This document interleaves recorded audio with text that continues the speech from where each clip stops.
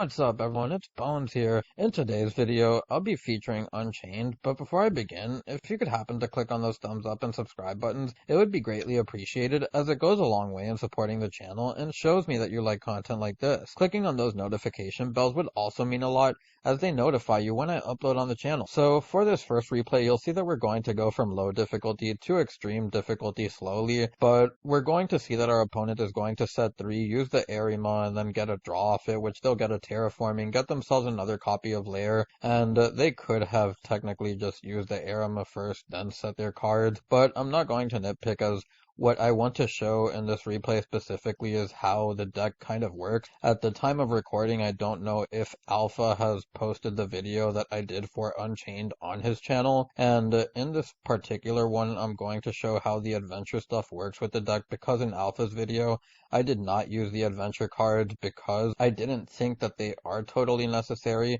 but they are a variant that you can play, and we're going to be able to get ourselves the Fateful Adventure along with the token that prompts the punishment, which is the nice thing about the adventure token, along from being able to get you the Griffin Rider, because there are times where you may be able to special summon 5 times or more, especially after the new support, which is why I mention it. The other synergy that you have here is the ability to special summon Aruha by popping the trap, and then be able to use the trap in order to get your Sarama and continue to get your plays going. So another big difference that you may see here compared to when you get the new support is the Aruha would typically get you a Rakia, but in this scenario we're going to get the Disaster because we're not going to extend as hard because we don't have the new support. So this just makes us technically go into our removal faster, which is the difference between not having the new support and having it. But the cool thing is that you're able to still play a lot of going second cards. You have an engine that gets you disruptions, it floats, and it's a lot better than I think is given credit for, considering something like Evil Eye has top regionals, and I think that this is a better Evil Eye because it's more explosive and you still have the space to go second. But we're going to chain the effect of the Unchained trap to their punishment, which will fizzle their punishment and pop their last remaining set, as we'll be able to trigger the Rage in order to get ourselves the Aruha. They'll set a card, as they'll then pass to us, and then from here we'll end up drawing an Ash, and this is where that explosiveness comes from, as we're able to use the Sarama in order to get back the trap. We'll pop the Aruha. The Aruha will be able to get the Rakia. The Rakia can then use its effect as it'll pop the trap, and now we'll be able to bring out the Abominable, which is 3000 attack, and it's a pop. Our opponent is only on 4700, as we have 5500 damage on board after the pop, which is just enough for game, and hopefully enough to show how this deck kind of functions without the new support, and why I still think that it's not too bad. So for this second replay here, we'll have 2 card combo along with 3 going second cards. As mentioned earlier, you have a lot of space for going second cards. Our opponent is on the Eevee deck, and they are playing the Nimble stuff, which is interesting. The battle of 2 decks getting more support and becoming a lot better than they are now, but the potential is obviously there with the amount of going second cards you see in our hand. We do top deck the Fateful, which is kind of bad, but we'll be able to use the Aruha, pop the trap, as we'll be able to trigger off the trap, get ourselves the Sarama.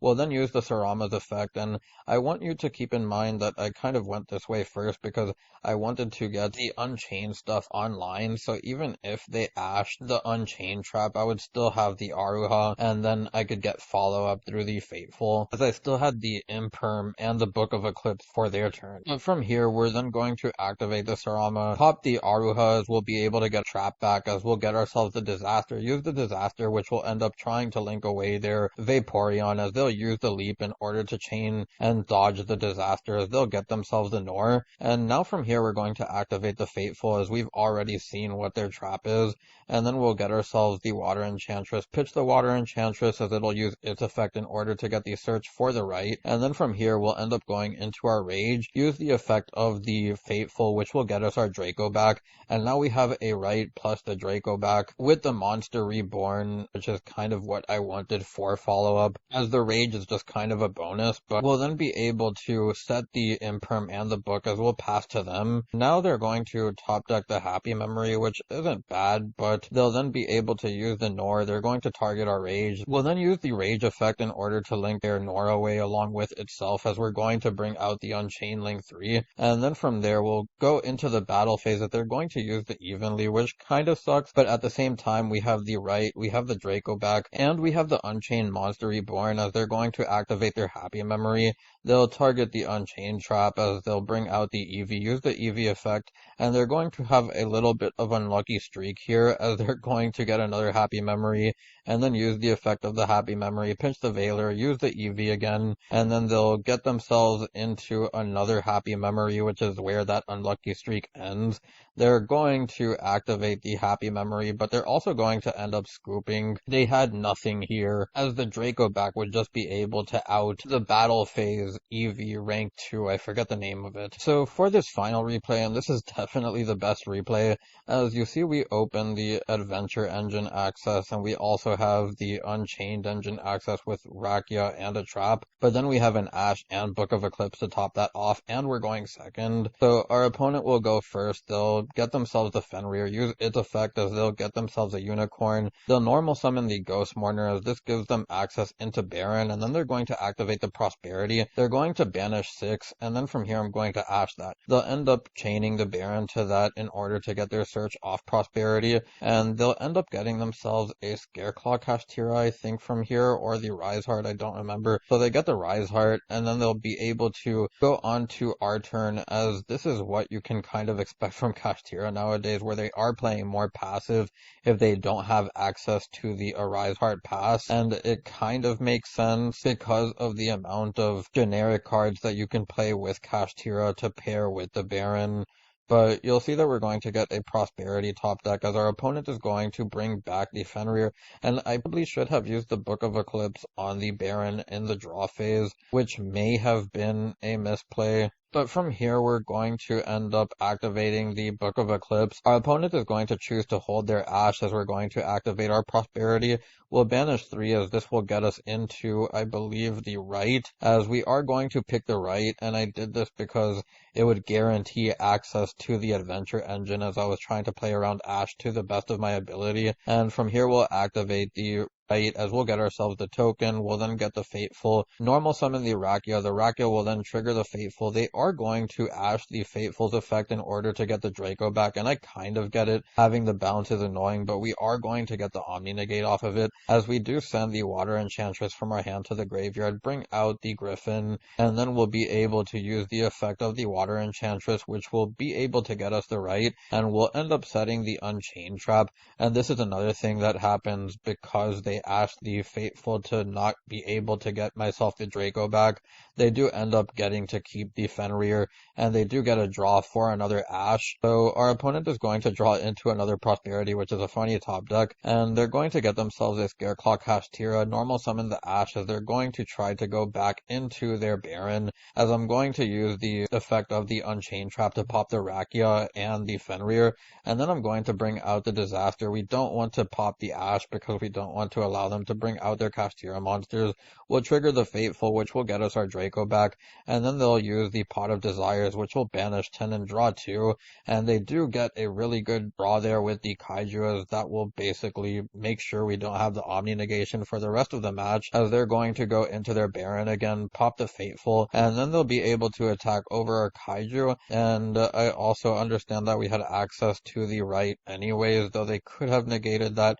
I don't know, maybe it was right to attack over the token instead. But because Disaster has 3000 defense, it won't really matter, as we're going to be able to bait out the Baron anyways, and this will destroy the Disaster, getting us back to Rakia. And now I'm going to set the Unchained Searcher, as we'll be able to pop it with the Rakia. We'll then be able to special summon out the Sarama off of its effect, as we're going to use the Sarama to get ourselves back to Trap, and then we'll be able to pop the Rakia, as we'll get our Unchained Soul, then use its effect in order to pop the Baron, and then we'll be able to get our Draco back onto the token. And keep in mind, I'm just pressing for damage here, as I'm going to be able to go into the Rage and still end on like 2 or 3 disruptions, considering we do have a discard if they don't have the Ash for our Trap card, or our Sarama rather. But we're going to see that they're going to get a Lance, and the way that this game ends is kind of funny, but our opponent is going to use the Prosperity. They'll be able to get themselves a search as they do get a copy of Imperm, and this will immediately lock out one of our interruptions as they're going to hit the Rage, and then they're going to bring out the Unicorn as they'll use the Unicorn to get themselves the Birth,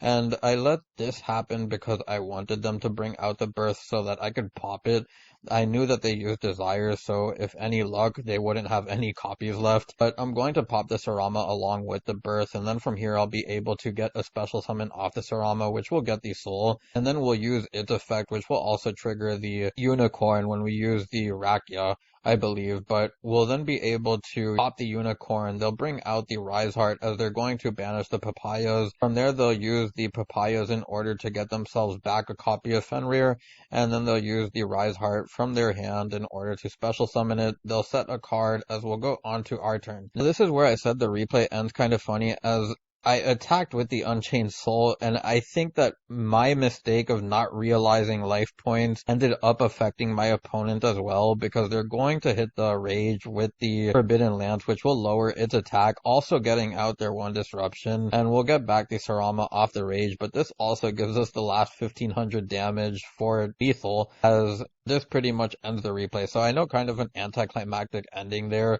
especially considering that this could have somewhat gone different, so I don't really know how. I think it just would have been prolonged, where if they let us destroy their stuff and they keep the lance, they can special summon out their Fenrir. They don't have a way to protect themselves from the Rage, and the Sarama can always get back the Trap in order to pop another Kashtira, so I really didn't think that they had anything anyways. So maybe I could be wrong about that. If you have any ideas, let me know down below, but I'll get onto the deck profile now. So with all of the replays out of the way, the deck profile actually should look a lot like the one in Alpha's video if you guys haven't seen that yet. This section here is basically your going second cards, but we are able to play the Adventure Engine as well as we do here. We have the 2 Abominable along with the 1 Disaster. The 3 Aruha with the 2 Rakyas and the 1 Sarama is a ratio that I really like for this deck because you don't want to clog on normal summons, but you don't want it to be too little either, and I think that Rakia is the second best one after Aruha, because the Sarama does need a trap to get into the graveyard in order to make its effect live. Outside of that, I'd like to believe everything is pretty standard. Maybe you could take out the Break Sword for something. This was kind of a flex spot. I do like the Dingirsu because you do play 3 level 8s, which are still easy to bring out. And as for the traps, I do wonder if at a later point we may see a reduction of the trap count, where we maybe see 2 of the Escape and 2 of the Chamber, or something like a 3-in-1 ratio in order to not clog on these cards going second, because that can be really bad, and it is one of the downsides of this deck in my opinion. Outside of that, I think that's all I really have to say, so I'll get onto the card by card. We have the 2 Abominable, we have the 1 Rage, we have the 3 Aruha, we have the 2 Rakia, the 1 Sarama, the 2 Water Enchantress, the 1 Griffin, the 3 Chamber, the 3 Escape, the 3 Abominations Prison, the 3 Prosperity, the 2 Right, the 1 Fateful, the 1 Dracoback, the 2 Imperms, the 3 Ash, the 3 Book of Eclipse, the 2 Thrust, and the 1 Talents, along with the 1 Evenly to round out the main deck. Onto the extra deck, we have the 3 Rage, the 2 Anguish, the 2 Abomination, the Underworld Cracker, we have the Nightmare Unicorn, the Underworld Goddess, the DDD package, the Darius, and the Akanex, which will soon be the rank 6 instead of the rank 3. Then we have the Break Sword, the Dingirsu, and the Zeus to round out the deck profile. But anyways, if you made it this far into the video, I thank you so much for watching, and I hope you enjoyed. If you have any suggestions, feel free to leave them down below. It's Bones, signing out.